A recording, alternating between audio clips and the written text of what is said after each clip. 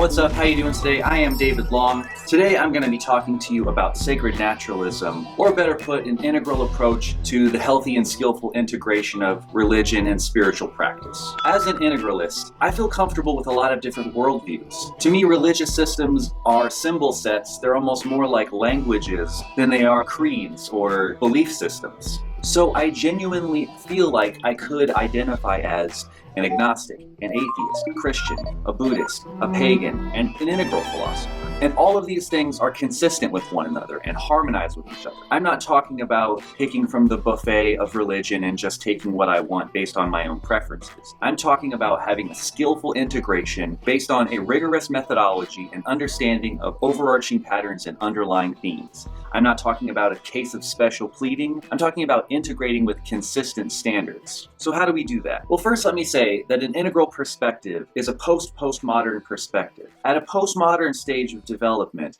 there is a general deconstruction of meaning and value. We realize that all language is just word games that we're playing with each other. And at a certain point, all we have to communicate anything is symbols and poetry and storytelling. And what we also realize is that even our logical, rational, objective facts and truth is just a really well-qualified, really consistent, and really accurate type of storytelling. So I'm not talking about creating a flatland where we say that no symbols are more accurate than others. Clearly, some symbols are better than others for particular things, but it really depends on the context. So we understand that all of our ways of talking about things are a type of relative truth and not the absolute truth. There is no absolute meaning or purpose. And so another one of the problems that arises in postmodernism is this existential crisis of meaninglessness. And if there's no inherent value, there's this kind of fear of this nihilistic void. And on the other side of that, if there's a jewel of existentialism and postmodernism, it's this idea about creating your own meaning and purpose and values. So an integral sacred naturalism is basically a type of belief, not like where you believe that there is inherent meaning or value in the cosmos, but a type of belief like deciding to believe, choosing to see life as sacred, as valuable, as meaningful, as important,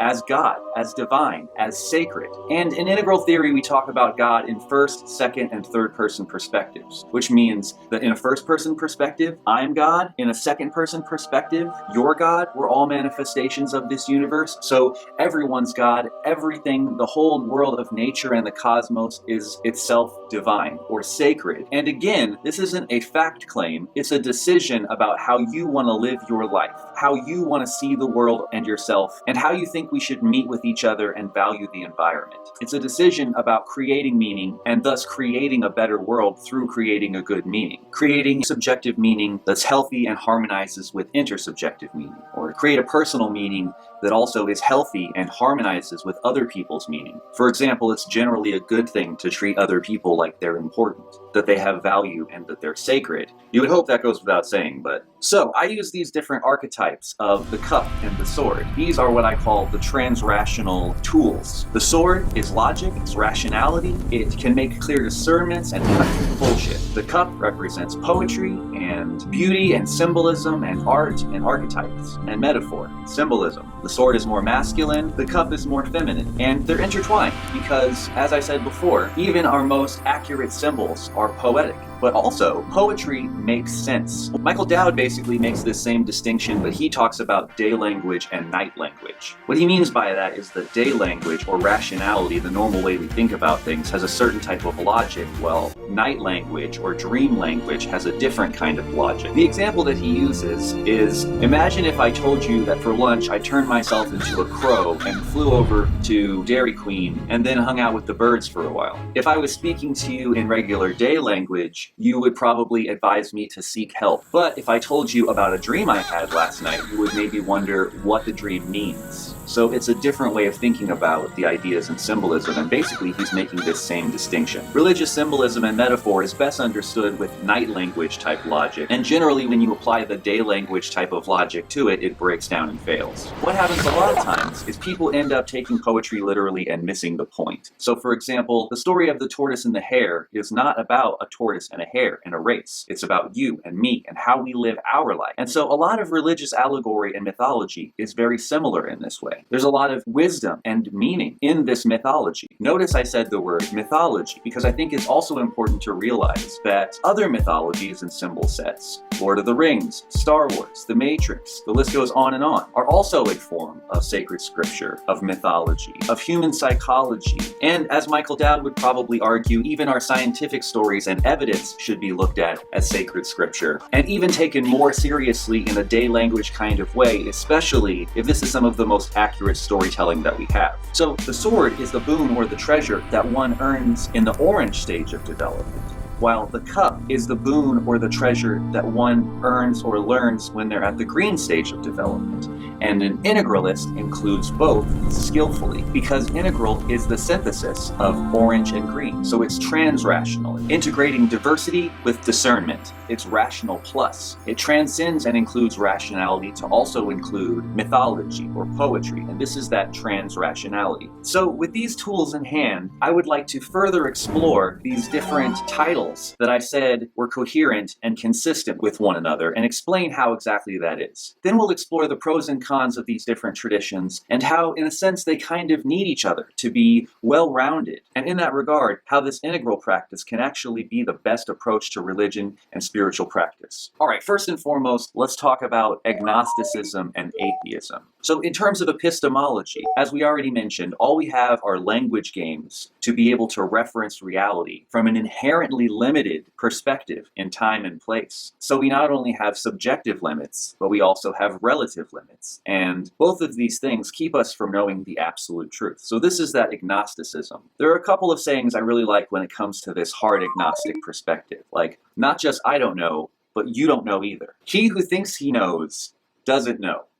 And he who knows he doesn't know knows. In integral, we have a version of it that says the map is not the territory. In other words, the relative map is not the absolute truth of the territory. So we don't get to make claims about the absolute truth. So the agnostic thing is more of a claim about our ability to know the absolute truth. And so in this case, the absolute is God, or God is the ultimate mystery beyond all categories of human thought. And it's often thought of in an anthropomorphized or human-centric kind of a way, where people think there's a literal God or something that's transcendent of all reality, and that it's a person who intercedes in life. So an atheist is a person who doesn't believe in this personal, literal interpretation of God. So in one sense, I'm a hard agnostic. I don't think we can know the absolute mystery of all reality. And also, I don't believe in any of these religious traditions in a literal way. I think there's tons of good poetic value to be had in there, but basically, the general approach that I take to religion is to read it as mythology. And I learned this approach from Joseph Campbell, who is the godfather of comparative mythology. And Ken Wilber even says that he gets the idea of the pre-trans distinction from him. He just requalifies it in developmental terms. So pre and post the rational stage. Pre-rational ideas are magical and mythical. The rational approach is to get evidence to see if something is literally true or not. And the transrational approach is to read these symbols metaphorically, as archetypes of human psychology explored through narrative. Basically, humans are trying to understand what's going on in reality, this mystery beyond all categories of thought, and all we have are stories to tell about it. Going back to the hard agnostic thing, this is why Joseph Campbell says that your ultimate name, image, and concept of God is your ultimate boundary from God. Because what happens is that most people end up worshiping some mental idol instead of really being open to mystery. We're talking about vicarious atonement, praying to it, believing in the story literally, and having a superstition about history, instead of realizing that I'm in the desert, I'm being tempted, and how am I gonna live? Waking up every day and being it. So religious naturalism is going to find divinity in nature, not in some projection of transcendent glory, but we see immanent reality itself as sacred. So humans are storytellers, and basically these different traditions are more like different languages, different symbol sets, different ways of talking about reality and our experience. Now granted, these religious traditional ways of talking about things are pretty outdated ways of talking about things.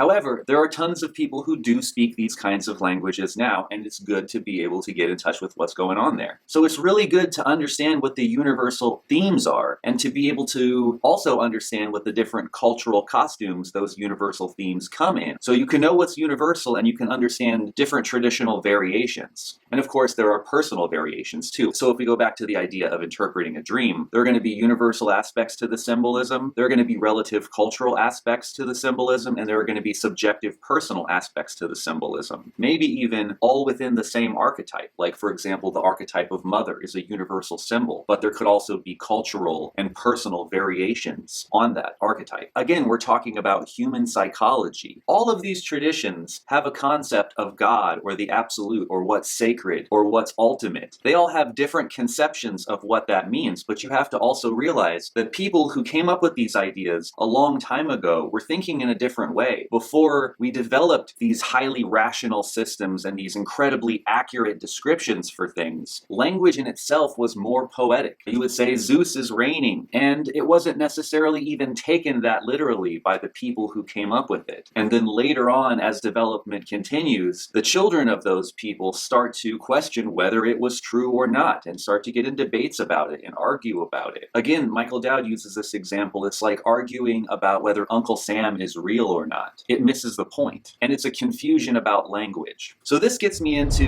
two versions of the pre-trans fallacy. Remember earlier we introduced this idea of pre-rational ideas are magical and mythical, and trans-rational ideas are metaphorical or poetic. There are two main types of problems that happen. The first version of the pre-trans fallacy is usually committed by people at a rational stage of development. And what happens is they reduce all religion to childish bullshit. It's all just immature, it's all just the future of an illusion, it's all something to be outgrown. And maybe some people who are watching this are thinking to themselves, Christianity is reducible to believing in a literal Jesus and a literal God, and if you don't believe that, then you're not really a Christian. And maybe it's true that you're not really what most people would consider a Christian, but Christianity, like Buddhism, like paganism, like all of these traditions, has a rich history with diverse translations of symbolism, and whole traditions cannot be reduced to what might now be a single current expression. These traditions are historically born at a more traditional stage of development, but now that they exist, these traditions are interpreted by people at every stage of development. So what it means to be a Christian or a Buddhist or a pagan is different for a young child who's initiated into these traditions or is first hearing about them versus a more mature person or versus a more wise adult. Again, these are more like languages than a particular hard and fast belief system. And if you really understand the history of these ideas, you'll see that this idea of understanding these symbols metaphorically is deep in a lot of these traditions. For example, I'm more of a student of Christianity, but in Corinthians, there's verses about not reading these things in the flesh, but reading them in the spirit. To read them in the flesh is foolishness to most people. They have to be read in the spirit in which they're written. This implies this metaphorical interpretation. I'll give you another example. There's a story in the Bible about the day of judgment where God will cast out the ones that he never knew. And they'll say things like, but Lord, we prayed a million prayers and we cast out demons in your name and we went to church every Sunday. And God will say, yeah, but when I needed a place to stay, when I was hungry, you didn't feed me, you turned me away. When I was in prison, you didn't visit me. And they'll be like, but Lord, you never came or we would have helped you. And he's like, listen, if you don't see Christ in your brother, then you never knew me. Get away from me. So it's right there in the Bible. I don't know how else you would interpret that. The point is that it's not about paying lip service to it. It's about really recognizing Christ in your brother, recognizing this body of Christ and living as a sacrifice, living as a vehicle of love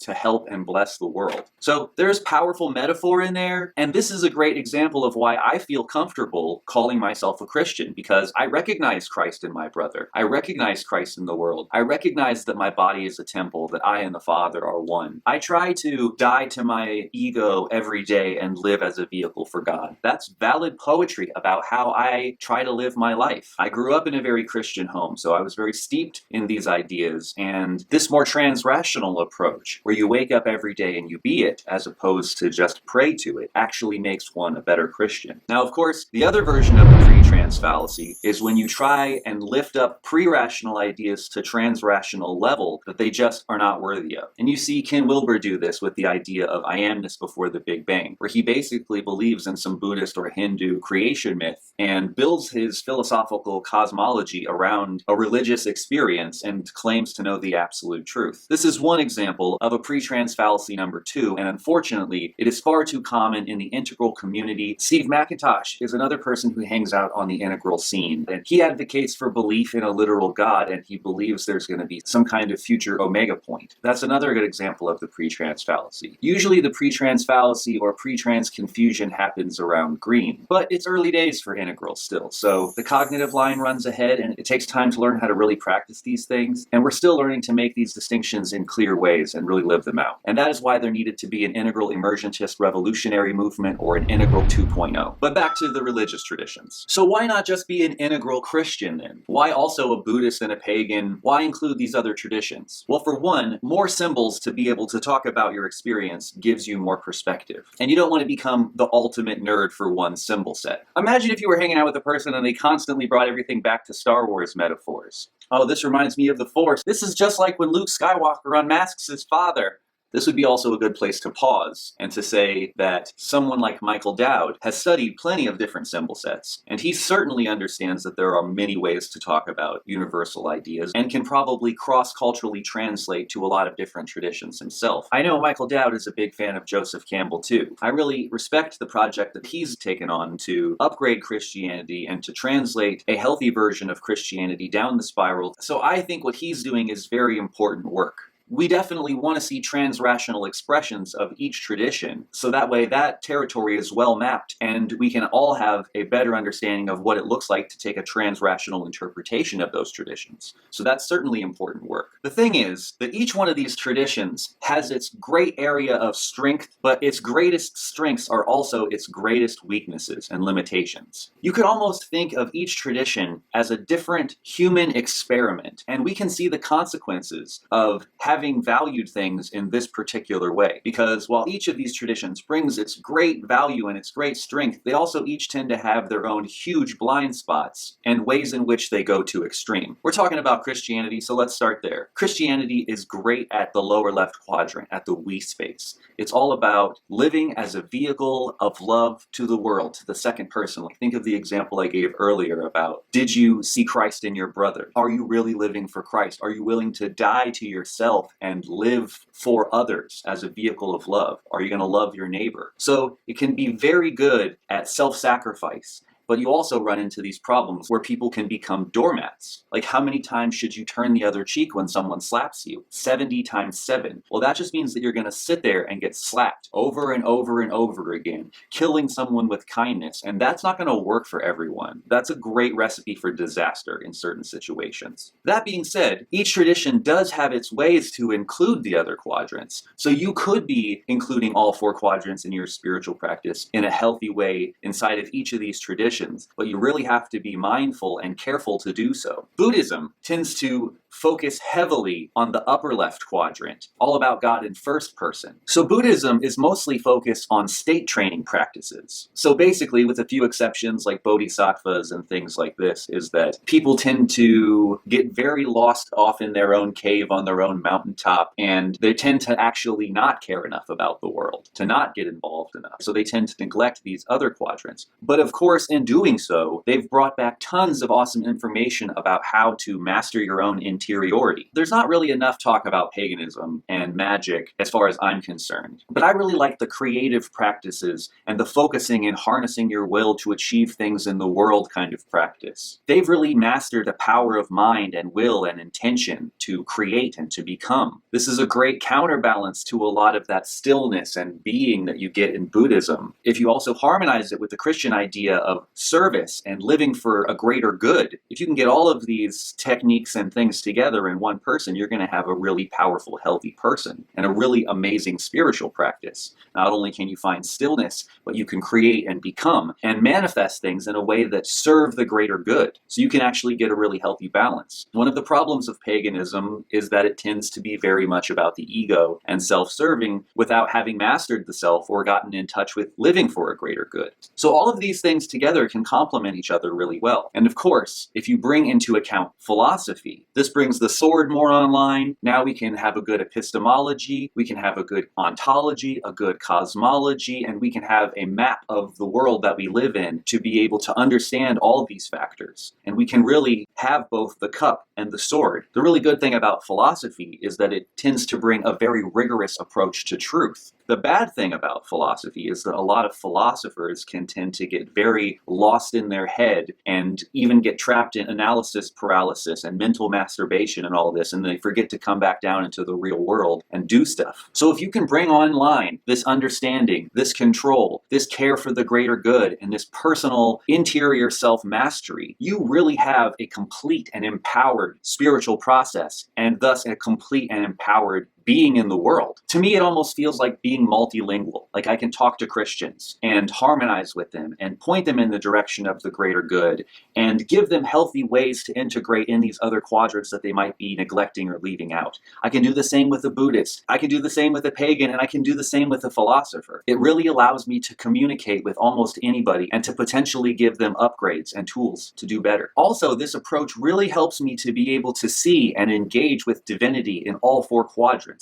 It is really a holistic approach to a spiritual practice. I think if I was to dive into this a bit further, I would also talk about how a realistic understanding of reality helps you get more in touch with impermanence and gratitude. This more integral developmental approach really helps with skillful engagement and patience with people who are in these different traditions. Also, when you really care and you're really empowered and you're really engaged, there's a kind of non-dual activism that comes online where you want to engage deeply, but also you know you can only do what you can do. This is a general outline of my idea of an integral approach to religion and spirituality. I expound on these ideas further. I have other videos on my YouTube channel. I have a video about harmonizing spirituality and rationality that unpacks this stuff a lot deeper. I have a video specifically about a transrational interpretation of Christianity. I have a video that talks about non-dual synthesis and symbolism. Very similar to the talk I gave today, I have another talk about the 4 S's of an integral spiritual practice, which also touches these same quadrants. You might be interested in that if you enjoyed this. I also have a video deconstructing and reconstructing ideas around soul, self, awakening, afterlife, reincarnation, ghosts. What do we really think is going on with that kind of stuff, and what's a transrational emergentist realistic perspective of what's going on with this? How can we save the baby from the dirty bathwater? You heard me mention a couple criticisms about Ken Wilber and Steve McIntosh. I also have videos unpacking my criticisms around some of that stuff. If you're interested, you can find that and dig into that as well. Joseph Campbell's Power of Myth is out on Netflix now. If you have that, that would be a great thing to check out. My buddy Alyosha and I have also been working on an Integral Review Live companion series to go along book club style with these Power of Myth videos. Thanks so much for listening to me.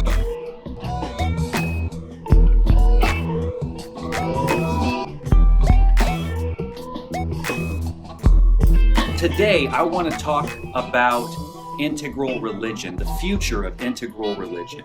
Now, in my last talk, we did integral religion and spirituality about sacred naturalism. But that talk was more from a personal perspective, like how to have a personal, integral, religious and spiritual practice, a life practice. More from a personal upper quadrant kind of perspective, and this talk is going to be more from a futuristic, integral culture, lower quadrant kind of perspective, like what are the traditions and values and the systems and methods for creating a holistic, integral tradition of the future. Just like in the last video, the thing that's going to be similar is the approach to religion and tradition and mythology and spirituality. It's not going to be like the buffet style, new agey, like pick and choose what you like kind of thing. And it's also not going to be this kind of far-sighted mishmashing where you take everything that looks kind of similar and ultimately really reduce it down to the way that you see it, trying to collapse all the mountaintops into the mountaintop that you like. These are the early, personal, post-formal versions of integration. It starts off with early vision logic, then mid-vision logic, and there's also a late-stage vision logic.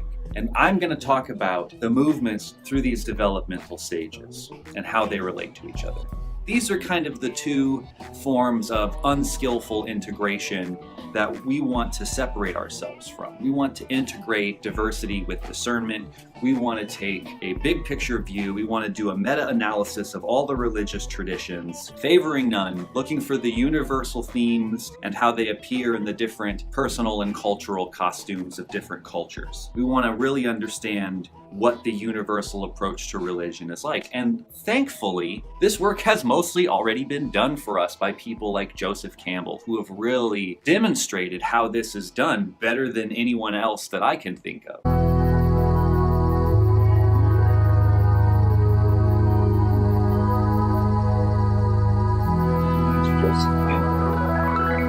Miss you, Joseph Campbell. Follow your bliss and don't be afraid. And doors will open where you didn't know they were going to be. Okay. I see we got some heaven here. Some reincarnation. That looks nice. I like the look of this aura chakra combination. That's good. What is that? Crystals? Yeah, okay. Astrology, not so much for me. I'm more of an Enneagram person.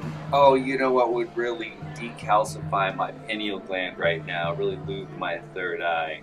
I really need to find some of that Merkaba, some of that sacred geometry, some of that flower of life stuff. Maybe I can figure out the secret, I can manifest that somehow in this buffet. Are we fresh out of the quantum physics and the channeling and the psychics and the astral projection?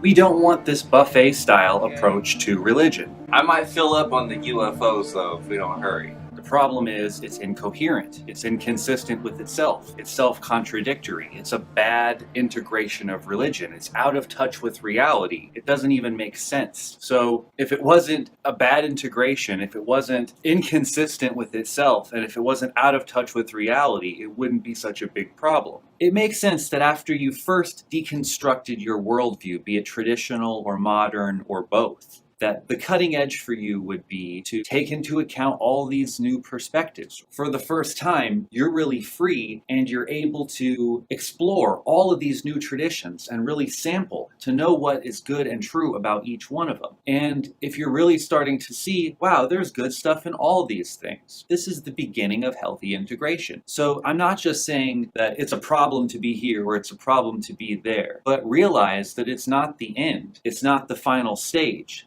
There's a higher stage of integration yet. Don't get stuck. These are just the extreme ways that it goes wrong. It doesn't have to go wrong in these kinds of ways. Often people move through these stages and don't go to these extremes. For example, people who are raised in more traditional families who take the time to really deconstruct those traditions and learn about rationality might not be so quick to try and collapse everything down at the buffet. They can be in the buffet with their sword in hand, sampling things, learning about the pros and cons, and then maybe making their way to some kind of a healthy and skillful integration without getting caught in the clusterfuck or the conflation. So that's totally possible. These are just the potential extreme problems that we see with integration. And it makes sense that after a while of sampling all these traditions that we'd figure out some way of starting to synthesize these ideas and to figure out how they all might fit together, and we might end up emphasizing one system more than the other, or really leaning into that and still kind of including a couple of the other things, but how it mostly harmonizes with that one system.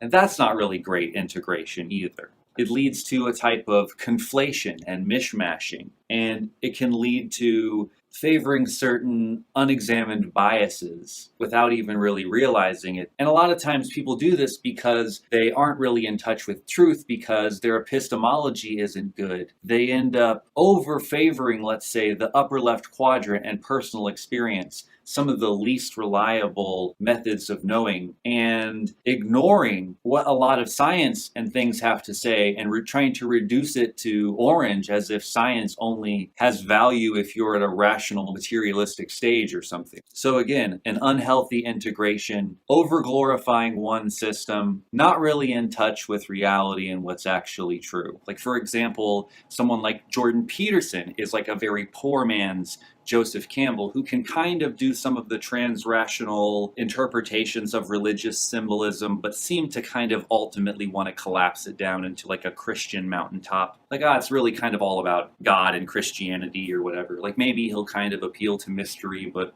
he's a Christian. Another great example of conflation, ancient aliens. Oh, the Bible? Aliens. These ruins we found? Aliens. Everything comes back to aliens. And we see other people doing this too in the integral spaces, like Steve McIntosh basically does that same thing where he's like, oh, we're integral, we all agree about integral, but really it's about God, and I want to make room for this belief in a personal God and call that integral. And at the heart or the depth of this realm is the spiritual experience of the love of the Creator for each creature. The love of God, the thrilling experience of being known and cared for as an individual by the source of the universe, is a thrilling confirmation of the faith of those who have a personal relationship with God, this creative being, which has will and love.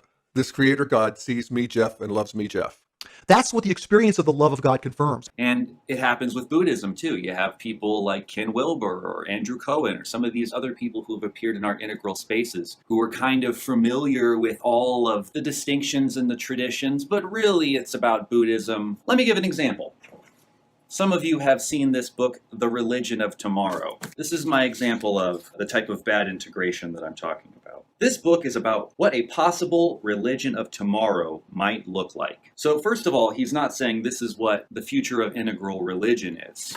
This is not an integral religion of tomorrow. This is a possible religion of tomorrow might look like. It's meant to apply across the field of the great traditions. I believe that all of them will, in fact, most likely end up incorporating many of these elements into their own fundamental teachings at some point, simply because the forces driving towards such are so varied and far-reaching and, on balance, indeed make such a great deal of sense. Nonetheless, in this particular presentation, I have chosen one religion, that of Buddhism, of course, to use as a concrete instance, because specifics need to be given as actual examples of what is directly involved, and that requires a religion to use as an example. I'm not suggesting that Buddhism is somehow superior or more advanced, and thus more open to this. In fact, as one example, there are already a dozen books in print using the exact framework I will be introducing here to create similarly futuristic Christianity. So there's no particular bias involved here. I believe any of the great traditions could be used as an example, and versions of many of them, including Christianity, Islam, Hinduism, and Judaism, as well as Buddhism, have already been presenting following the same suggestions in this book to show what would be involved in their own cases. So here's my problem with this. We're not creating an integrative, holistic, transformative, integral religion of the future with this book. With this book and several of the other books that he's talking about, those are integrally informed hacks of these old traditions.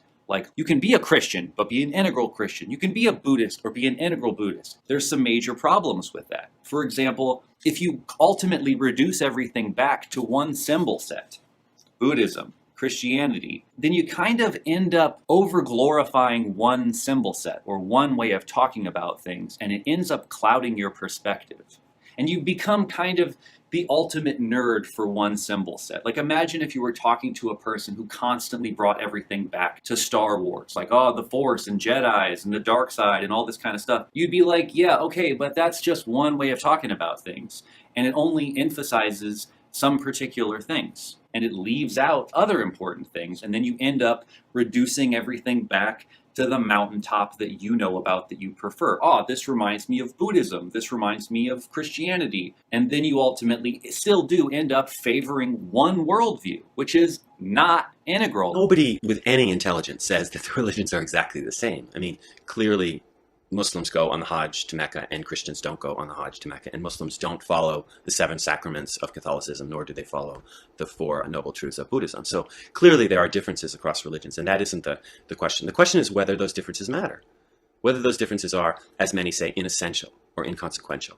And I frankly think it's condescending to say, oh, well, the Hajj doesn't really matter. Tell a Muslim that. Like, how can it not matter? It's one of the 5 pillars of Islam, or the 5 prayers a day that Muslims insist on, also as part of the 5 pillars of Islam. What's inconsequential or inessential about that? What always happens when people want to push the great religions into one box, into one mountaintop, right? Rather than many mountaintops, is you come up with your own ad hoc idea of what the mountaintop is, right? Oops, it just happens to be my vision of what religion should be, right? So maybe ultimately there's one God who maybe sounds and talks and walks a lot like Jesus. Or, maybe it's the mystical experience, which just happens to be the piece of religion that you value. Or maybe it's compassion, which just happens to be your particular preoccupation with what the religion should be doing. But in any case, it's you. If basically Taoism is essentially the same as Christianity, well, what is there to learn from studying Taoism? What's the difference between a Taoist in China and a Christian here in Washington, D.C.?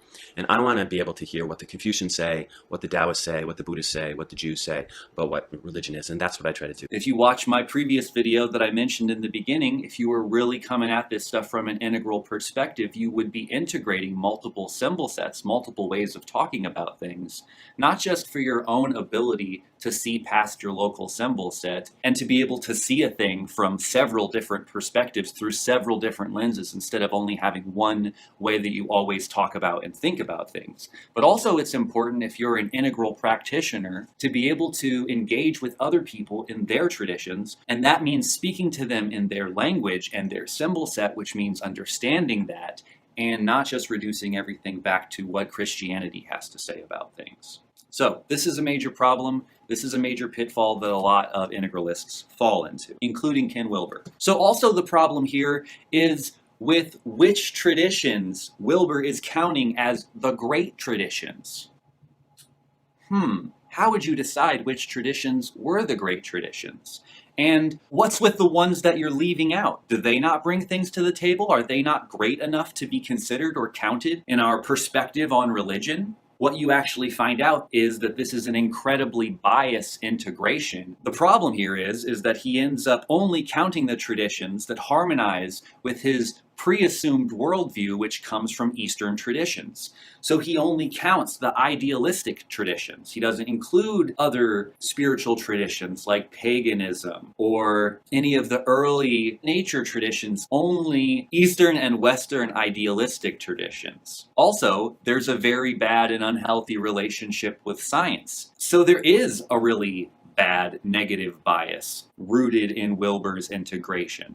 Let's look at what it says here in Chapter 17, Integral Semantics and New God Talk. I have pointed out on several occasions that the coming world, having gone from God everywhere to God nowhere, is now slowly entering God everywhere again. But the God that is everywhere is a different God indeed, at the opposite end of the spectrum of development from the original God, and possessing few, if any, similar characteristics. This demands an entirely new language of God talk, a completely new way to communicate about these ever-present, all-pervading realities, and totally different versions of sight and symbols representing these widely new, astonishing, shocking realities. Notice where he's talking about how we're shifting from God everywhere to God nowhere, back to God everywhere again. But there's a difference in the characteristics of God. Here's the thing, though. It's not just a difference in the characteristics of God. Again, this is where you have people like Steve McIntosh over here collapsing everything back into his Christian mountain, which he prefers. Talking about, well, we can believe in God again because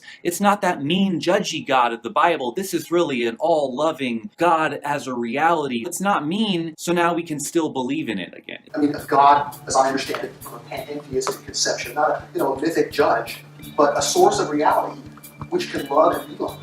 It's like, that's not how you justify a belief in God. And that's not the transition that we're talking about. And I'm sorry if I sound disrespectful. I'm just trying to keep it real with you. A lot of these leaders, I think, are actually misleaders. To me, if you put yourself in the position of a teacher or a leader, you better have intellectual honesty, or you're going to really have a hard time earning my respect. And yeah, actually, if you come into integral spaces and you try and convince people that you can just believe in God or be a Buddhist, and that's integral, to me, you're not really helping. You're not really that good of a leader, and you're not going to have a lot of my respect. Even if you're also doing good things, which a lot of these people are saying and doing good things. But it can't just be as easy as people say the words transcend and include and talk about integral in the spiral, and we just give them a pass for everything that they say and do. It's not going to work like that. We need to be able to make distinctions about the right and wrong ways to do integral in the world. Super important. And we need to have discussions about these things. So, Meet me in the comments section. Let's argue it out. So Wilbur here, his way of framing going from God as everything to no God anywhere to a new concept of God at the other end of development, he's basically saying that we've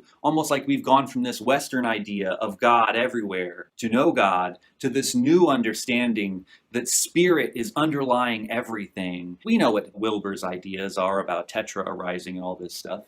It's Buddhism, rooted in a Hindu dogmatic creation myth. He takes that dogmatic creation myth literally, and it's embodied in his ideas about tetra arising and consciousness going all the way down and back, even though that's not really what science seems to be telling us. So he seems to be, again, ignoring a lot of the scientific data and the more reasonable emergentist perspectives that most scientists seem to agree with, and he reduces them to orange materialists when most of them are not, and he reduces religion to the great traditions because it's easier for him to act like at the end of the day they're all talking about Buddhism and his worldview. Whereas things like paganism and some of these other traditions can't be so easily conflated into Buddhism. Look at this chart where he's got this circle of the great traditions, right? And he's comparing the inner and outer reality. Look what he does. Just like I'm saying, he's conflating them. For Christianity, you have Godhead, and then over here you have Brahman. Christianity is this creator of the world from the outside,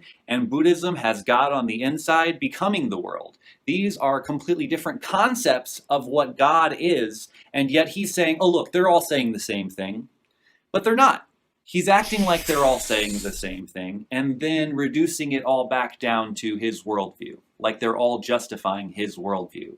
Again, this is an unhealthy bias integration. Wilbur says that he doesn't have a bias towards a particular symbol set, and maybe he doesn't, but his bias does seem to be about cashing these ideas out in accord with his bias understanding of reality rooted in a literal translation of Eastern creation myths, which is a pre-trans fallacy number 2, as I've said. And so even though he acts like he's cool with all of these different languages, he's doing just like these ancient aliens, including all of these different things, but ultimately conflating it into his pre-assumed worldview. And that's bad integration. We can't just all assume, oh yeah, they're all saying the same thing, and so it's totally cool for me to just keep talking about my understanding of God and assuming that, yeah, the rest of the religions, they just agree. Yeah, that's bad integration. Religions are different. Different religions emphasize different things. Different religions are coming from different biased perspectives, and that needs to be taken into account. They're not all the same. They're not all doing the same thing or doing the same thing equally well. For example, Buddhism is really good at state training and being here now and transcending the self. And paganism and magic is really good at self-creation and becoming and creating the self. These are not the same tradition. They have almost opposite inflections, and they shouldn't be conflated into each other. We should understand the pros and cons of each. We should understand that Buddhism is great at being here now, but it also has a problem with spiritual bypassing, which Wilbur has a problem with too. It would seem that it doesn't really matter whether we continue to have a role in this play.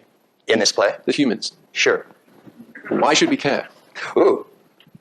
Yeah, good one. Good one. So of course you want to work to alleviate suffering. And you want to work to alleviate hunger. But on the absolute side, the analogy is if you're in a dream at night and there are thousands of people starving, there are 2 ways you can stop their hunger. One is in the dream you can try to feed them all. But the second is you can wake up. And that will end their suffering immediately. And the magical self-creation stuff is really good as well, but if it's not being done from a perspective beyond ego, then it just becomes selfish and immature and short-sighted. So you need both, but exclusively neither. You need a hybrid. We need the integration of multiple of these traditions to actually skillfully activate all the functions really well and show you what all of these traditions bring to the table. And this again goes back to the last talk I did. So, there are these universal ideas about unity and duality that appear in every single tradition, but those concepts of unity and duality are going to be different, and we can't just favor the ones that we like. We have to see through the costumes to the truth. If you're really coming from an integral perspective, you can make a distinction between a literal belief in God as this second person out there somewhere, to then, yes, believing that none of those old religious ideas are true, to then re-including those old ideas in a poetic framework. Like there's something of value to be found in these texts, in these ideas, but you have to be able to read the ideas in context. There are different concepts of God from different perspectives. Like Wilbur mentioned, Godhead in the Christian tradition versus Brahman or Vishnu or something like this in the Eastern traditions. These are different concepts. And the question is, how do they cash out? Oh God, that means ultimate reality. It's a poetic way of talking about the mystery of reality. And that could be interpreted in a emergentist type cosmology. On the other hand, you might get some kind of panpsychic, dualistic, idealistic translation of God. These symbols can cash out in different ways depending on which metaphor you favor. And the metaphor that we favor should be supported with cross-quadrant validation, with explanatory power from what seems to be true from an integral epistemology that takes into account all four quadrants and understands them skillfully in relationship to each other. Not an approach that favors the upper left quadrant and demonizes science and scientists, the knowledge from the exterior quadrants, to favor what you personally like. So a healthy integral methodology is really important and really matters. I made a video going into depth about the way that Wilbur goes wrong in terms of his integration. It's called What You Talking About, Wilbur? I Amness Before the Big Bang. Link in the description. It talks about how he looks in the wrong quadrant for data, how it's a pre-trans fallacy number two, taking a traditional dogmatic religious tradition literally, and he's qualifying the unqualifiable, making claims about the absolute beyond anyone's ability to know, majorly overstepping his bounds. He's breaking his own rules in at least 3 different ways. So you can check that video out. I'm going to continue on. So I feel like I'm always talking about the pre-trans fallacy. I've done a ton of videos on it. Highly suggest you check them out. I also recently did a video here on the Integral stage with Layman on the topic. What's up, Layman? Big respect, my friend. Hope you're doing well. So you should check those videos out, link in the description. The pre-trans fallacy is a super important distinction that I think everybody in our community should be able to make. These pre-trans distinctions and the understanding that there are going to be different translations of experience from different levels of development, and knowing how to understand these symbols in their historical and cultural context, as well as a contemporary cultural and personal, how does this apply to me in my life, and maybe a more general universal interpretation of archetypes and symbolism, and to be able to look at all of these levels and not conflate them and understand how to do that skillfully. Understanding ideas in an unfolding context is super important to skillful integration. So I spoke about important functions that religions play, and Joseph Campbell says that there's 4 main functions. The first function we might put in the upper left is the mystical function, which opens up the mystery of reality, which is also your mystery.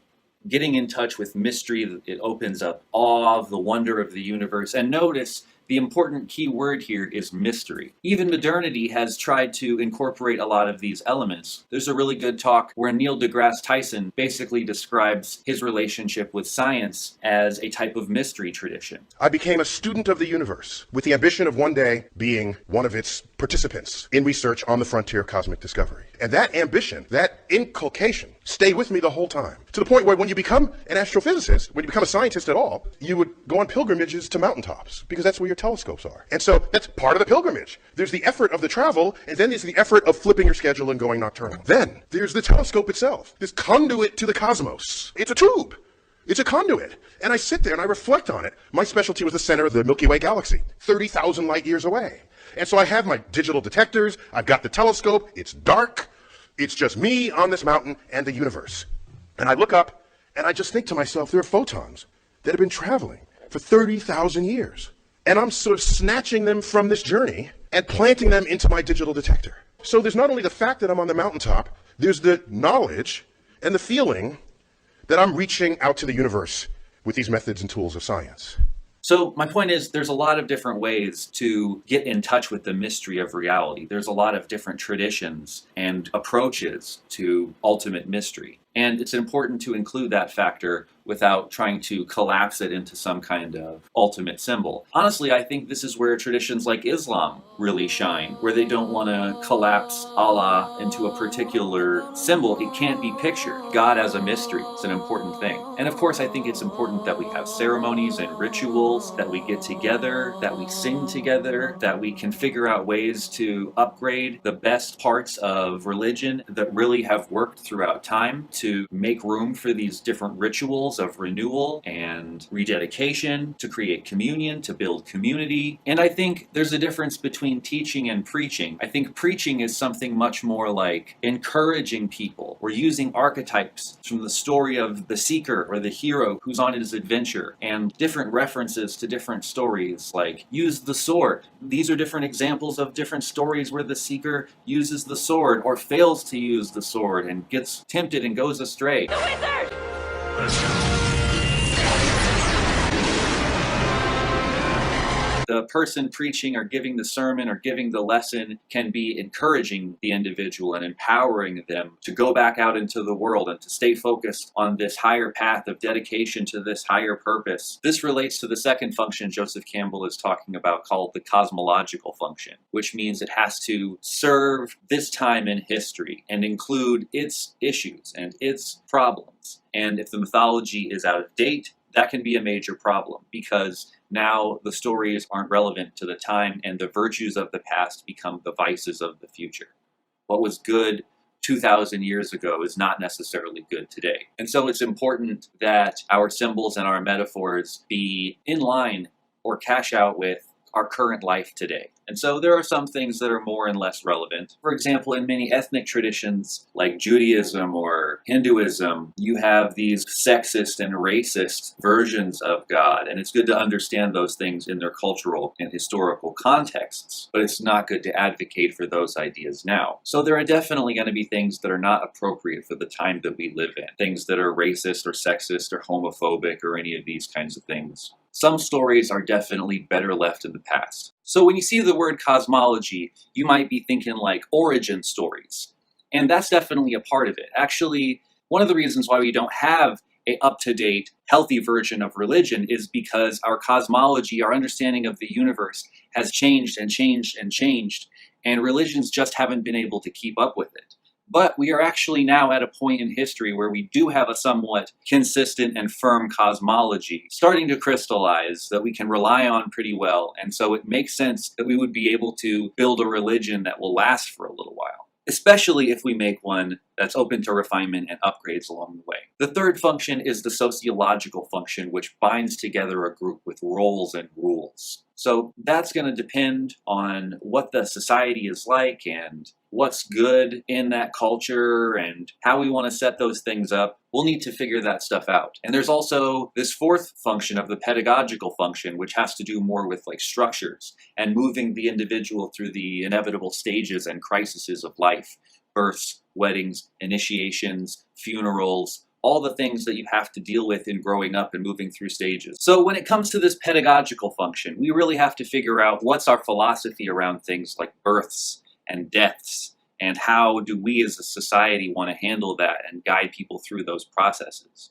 Also, we need initiation rituals, especially for men, into adulthood. And the reason especially for men is because women's initiation into adulthood, into being a woman, comes more through nature. And traditionally, men are initiated by other men into adulthood. And so we probably need some things like that as well. These are some of the things that we need to consider. So there are a lot of details to work out. So we as a society would have to think of new rituals and new ways of organizing and structuring. That could be everything down from like the look of new churches or cathedrals or whatever you want to call it, however you want to make that look, to like calendars and the ways that we think about time and relate to the universe in that kind of a way. Actually, throughout history, a lot of religions, when they took hold, have changed the calendar. For example, right now, this is 2020 AD. You know, maybe if we had a future integral religion, we would restart the calendar and come up with new ways of talking about how we relate to time.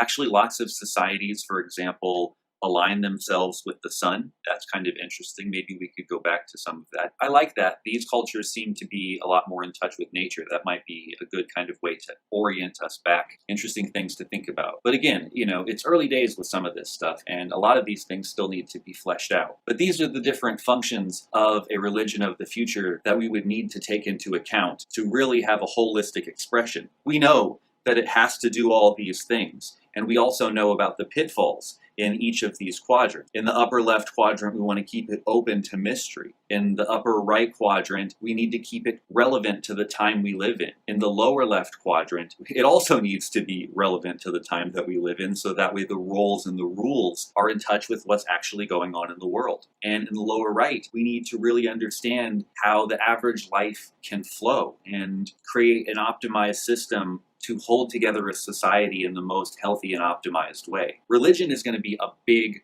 part of the project of having a healthy society. If you think back to what you know about spiral dynamics, you'll probably remember that it was actually at the blue stage of development that really we were able to start to hold together cultures on a mass scale across even countries with these different big picture ideas. You need to have some kind of a religion if you are really going to have a happy and healthy society, and you've got to do it right.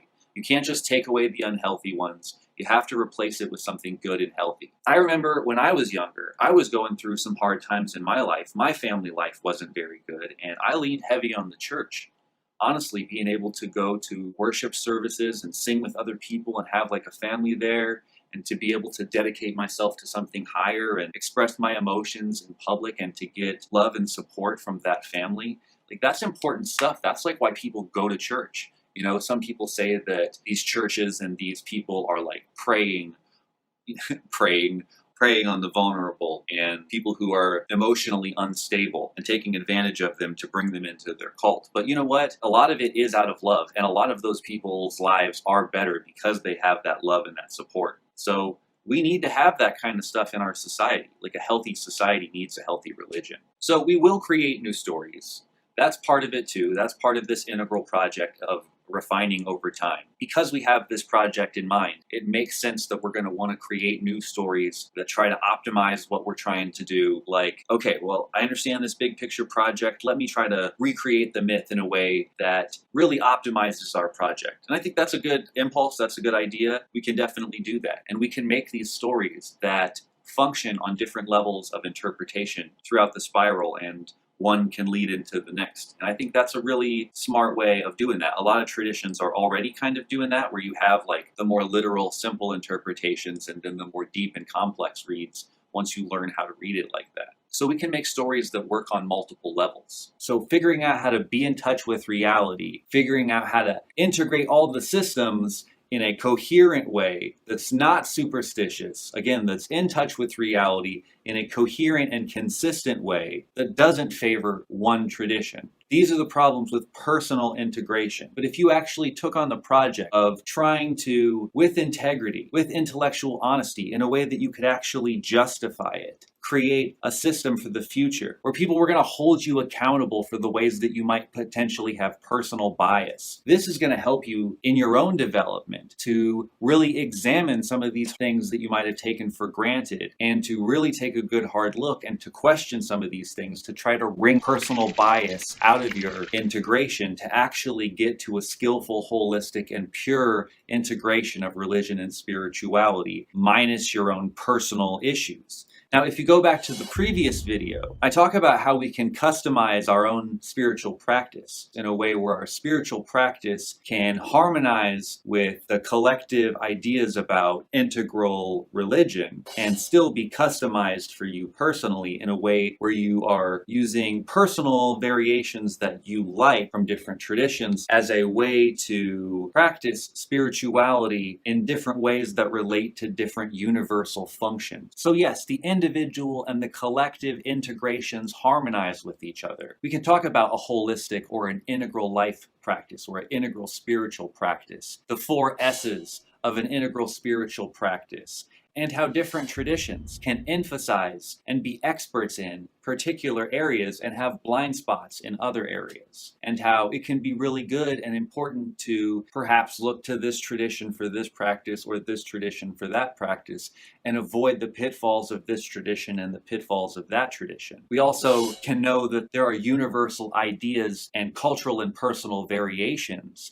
We also know that there are important spiritual tools that every seeker can get along the path, that there are stages of waking up, of growing up, of showing up and cleaning up. And we can talk about all of these things and include them without getting bogged down in one way of talking about that. This is why if you have 5 different ways of talking about things, you also have 5 different ways of understanding things. You're less likely to have some kind of reductionist, unexamined assumption about how things are. So we definitely want to avoid the conflation and the clusterfuck and have some healthy integration. So some of the problems I'm seeing here are maybe there's a bit of a premature development. Maybe you learned about integral a little bit too soon and you didn't really deconstruct some of your old traditions. You still have some pre-trans confusion and a lack of construct awareness. Like maybe you don't really understand the relative nature of symbolism. Maybe you haven't really brought rationality and the sword online. Maybe you're not really that skeptical. You're kind of still bathing a little bit too much in the green woo and sort of found your way into an integral landscape and heard Ken Wilber tell you were integral and now you think you're integral too because you think that integral is the same as some of this new age stuff that you heard people talking about. Sounds kind of similar, so you probably think that you're already integral. These are the main problems that we still see in the integral space.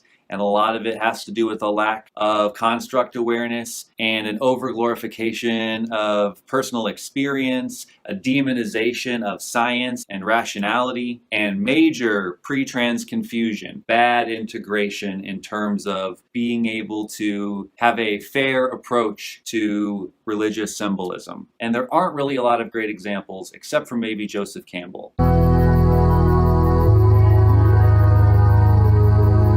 At this next stage of development, think about religion not just as your own personal project, but what it would be like to have a fair approach to integration for future generations. Like we have to tell future generations a story. We have to set up a system for them. We have to do it right. We have to engage the whole spiral and create a healthy version of religion to fulfill the important functions that religion plays.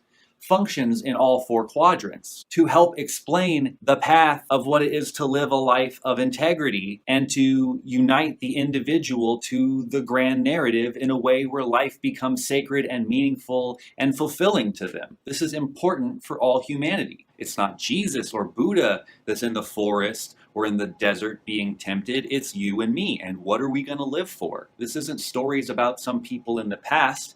These are stories about us here and now and how are we living. And this is the point of what a healthy religion is doing. There's a project of having a religion. Religio means linking back. The point of a religion is to connect the individual to this larger context, to this grand narrative. Humans are storytellers. The thing is, we have to tell young people who are coming into the world some kind of a story, some kind of a grand narrative.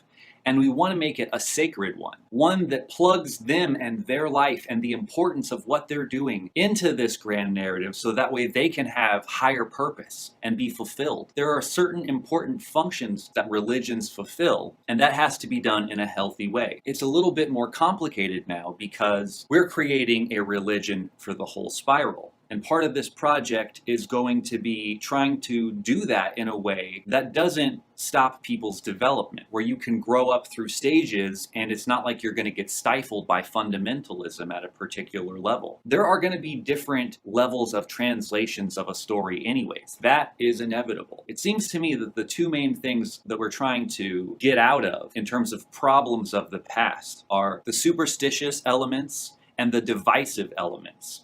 And a lot of this comes back down to symbol absolutism. So if we can get rid of this symbol absolutism and get rid of this, I'm a Christian, I'm a Buddhist, and see past all that and start to actually take an integrative approach to religion, we'll be able to get the best out of all of these traditions, out of all of our human traditions. These traditions are our birthright, regardless of what culture you're born in or where you live or what color your skin is. We are all parts of this human family.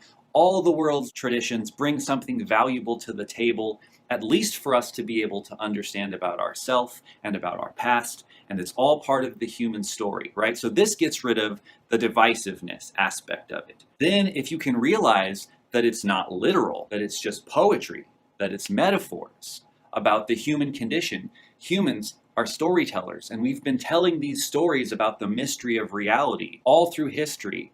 And if we can include all of these stories, everything from the Epic of Gilgamesh to the Bible to Greek mythology to Star Wars, all of it as mythology, as stories about what it is to be human and how to live the good life and how to connect to the grand narrative, then we can really have a healthy, integrative tradition that's not divisive, that includes everyone, that's not superstitious and not getting hung up in a particular symbol that people are going to fight and kill each other over. And it deals with this larger problem of lack of meaning and purpose and no healthy tradition to go to for things like community and real helpful wisdom. So I think an integral religion of the future is going to be much more like a Joseph Campbell style approach to religion.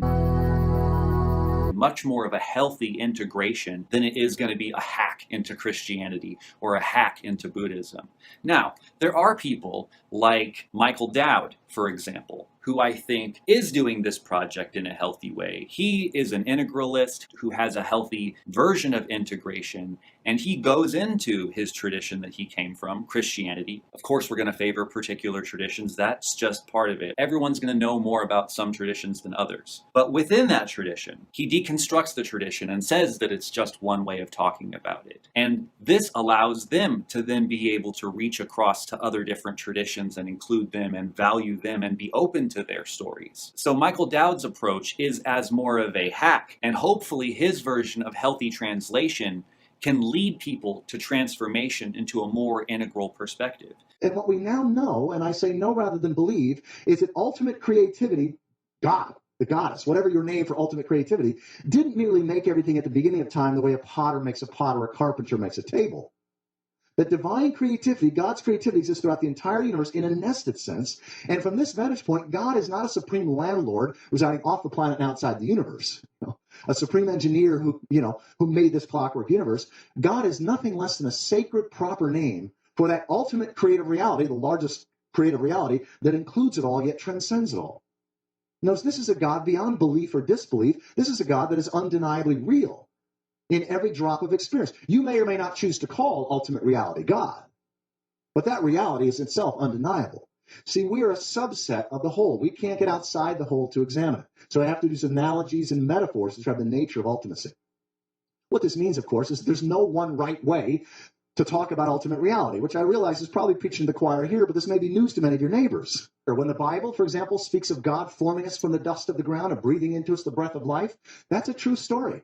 It's a traditionally sacred way, what Joseph Campbell would call a mythic way, of talking about the fact that we grew out of the dynamics of the planet itself, and it's the divine creative reality of the whole, or ultimate reality, that makes that possible, the God that makes it possible. I mean, I don't know how Moses could have said it any other way, assuming he wrote that. So for the record, I think both translation and transformation are important projects, but we translate down the spiral to help people to grow up. Ultimately, us as integralists, we should have a transformative, healthy, new, upgraded idea of religion based on a skillful and rigorous, intellectually honest synthesis. So that's a valuable project. I'm not trying to say that that's not a worthwhile project. What I'm trying to say is, if you think that you can be an integral Christian or be an integral Buddhist and that that's just good enough, I'm going to say that's not really that integral. That you still have a lot of work to do to be a good, healthy integralist. And I don't think Wilbur's a good example.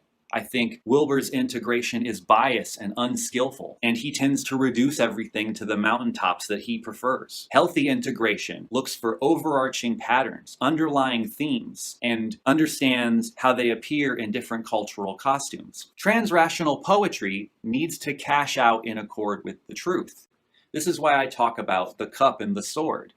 the sword, the flaming sword of truth that cuts through the bullshit, as well as the cup of poetry. And again, these things are intertwined because facts and truth and all this stuff are using relative symbols to communicate. So in a sense, even the story of the Big Bang, though it may be true, is still spoken about as a poetic story, as a myth. But the myth cashes out in accord with truth. And then poetry, when it's doing its job, when it's good, when it's healthy, when it's actually pointing at something and it's of value, it's because it's pointing at something that's true, right? So the cup and the sword need to harmonize with each other. One thing I want to point out is, if you look at some of the communication by integralists, it's a whole new style of communication. This is where Wilbur is really right. But it's all about how you do it. There's this new brilliant kind of combination of both the poetic storytelling stuff, as well as this kind of accurate, academic, accessible, and skillful kind of an approach, right? So even in our communications, you get a bit of this cup and the sword. You get the pointed truths being told, but also the poetic and beautiful package in which it comes to you. So in the future, what we're going to be working on through this integral language changing, integral values changing, because as the values change, the language will change with it. Nietzsche called this project the transvaluation of values. And this is why integralists talk about things like holons as opposed to individuals. Individuals has become cancerous, not only in a Western capitalistic kind of sense, but in an Eastern egoic concept of separateness kind of a sense. So more in line with science and this idea of fractals is this idea of holons. And so we stop talking about individuals and start talking about holons because it's more accurate and true. But we're also going to be doing more speaking in and with symbol sets, like using the matrix and those metaphors, and using Christianity and those metaphors. Talking about like being stuck in the matrix or being turned into a battery. Get behind me, devil, like you and your demons aren't gonna ruin my day today. There are valid ways to use this symbolism and it's powerful. We can and should incorporate that stuff from a more poetic, transrational kind of view. We're also going to be creating new symbol sets and new versions, which is what things like the Matrix and Star Wars and these other things have become. New symbol sets from a more healthy, evolved, and mature perspective, making more nuanced and more relevant distinctions based on how we live our lives today. And there's micro examples of this stuff too, like, for example, even though it's not the most well-liked source, pretty recently PETA came out with this suggestion of new metaphors that don't emphasize violence to animals. Something like, let's not beat a dead horse anymore, let's not feed a fed horse. Or instead of killing two birds with one stone, we could feed two birds with one scone. And I think this is actually a kind of a cute example of some serious upgrades to language. I mean, if you're talking to your kid, would you rather feed a fed horse or would you rather beat a dead horse? These are kind of ugly metaphors that might be better left in a brutal and uncaring past. And also, let me say this, if some of y'all are really on an integral path and you're really living it out in your life, and you're practicing that depth and span integral utilitarian ethics, you're probably gonna be wanting to move more towards a plant-based diet, because on this view, it's much better to kill a carrot than a pig, because a carrot doesn't have feelings. And so if you can live on plants, which you can, you should. Because it's better not to kill sapient beings if you don't have to. And I think this is apt in this context because we're talking about morals, we're talking about how the future might be. And so I think in an integral future, we need to move a lot closer to something like a sustainable plant-based diet that's more local anyways.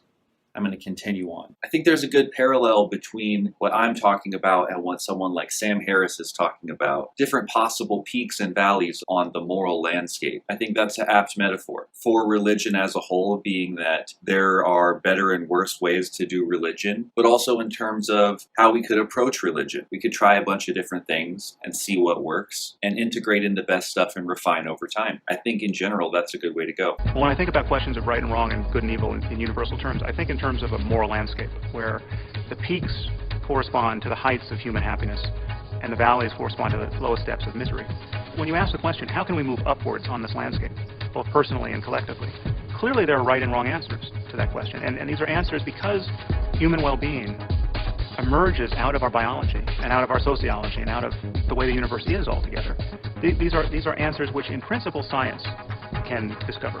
What I'm hoping readers find in the moral landscape is a context in which to think about really the deepest questions in human life in universal terms. Think about the importance of being able to support our claims in the year 2020, to be able to harmonize with science and rationality, and to not seem like a cult, and to not seem like some crazy, stupid superstition, to have a healthy and true integration, to not be divisive, to not be superstitious, to not be dogmatic, to avoid personal bias. You're probably going to be very careful, you're going to be skeptical, and you're probably going to end up being an agnostic because you can't prove the absolute truth of any of these traditions. If we do this right, we'll be connecting all people by connecting and unifying all our world stories. This is a recipe for world peace and personal growth and development, ending the conflict between science and religion, between rationality and spirituality, between head and heart. We're talking about creating a healthy system where we can have unstifled development for the whole spiral, where you can move up through stages in a natural and healthy way, where you're not going to get bogged down by dogmatism and superstition, where there can be different levels of depth that don't contradict each other, but lead into each other. We're talking about a religion that can allow for personal variation within the context of a larger, holistic, and integrative understanding of symbolism. So you have different personal approaches to the same universal functions. And this allows for variation without contradiction. So you can have your way of dealing with shadow work, and I can have my way of dealing with shadow work, and they can both be true, and we can hold that in a larger context of both understanding that there are different ways of getting at shadow work, and different traditions can do it in different contexts that might work for us differently. Of course, this applies on a cultural level as well.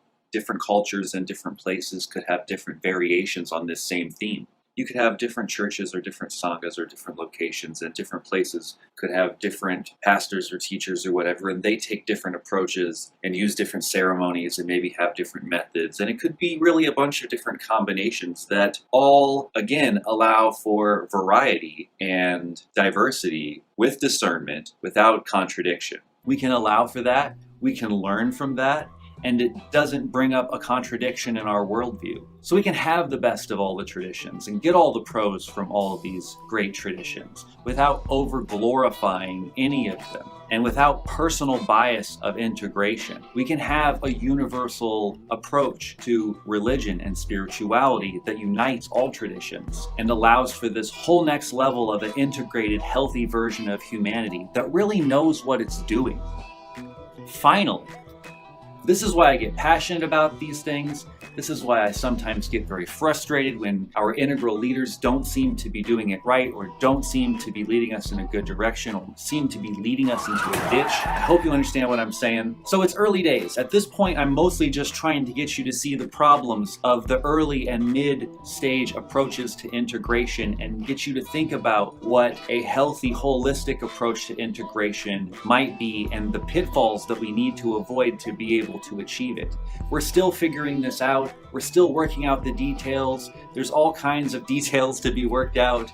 And I'm also not talking about how we would transition into this kind of a worldview. That's for another talk altogether. But today, I just really wanted to get you thinking about a transpersonal, transrational, integral, holistic, skillful approach to integral religion and spirituality.